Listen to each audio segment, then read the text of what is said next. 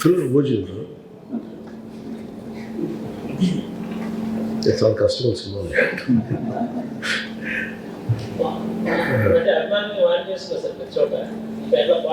అని బెదిరిస్తాను ఈ మధ్యన. అంటే వాళ్ళ అరుపులు నాకు అరుపులు అనిపించట్లేదు, బెదిరిస్తున్నా. ఓజీ ఈజ్ the acronym అంటే original gangster, but in this film it is Ojas Gambhir. అంటే మేబీ రెండు that's what. And it is a story about backdrop in Bombay, నైంటీస్లో స్టోరీ, 70s 80s అనమాట. నేను చేయాలి. అంటే ఏం జరిగిందంటే 3 సినిమాలకి నేను ఇచ్చిన టైంకి వాళ్ళు చేయాలి.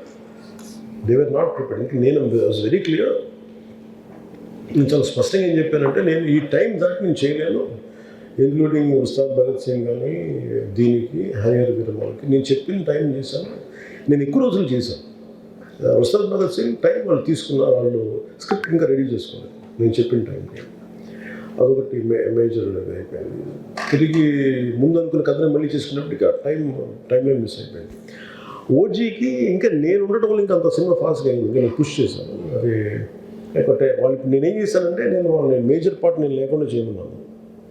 అంటే ఏమైపోతుందంటే ప్రతి సీన్లో నేను లేని పార్ట్ చేసేది నేను వచ్చి పెట్టుకుని అని ఒక 1 week 10 days చేస్తాను. That's not.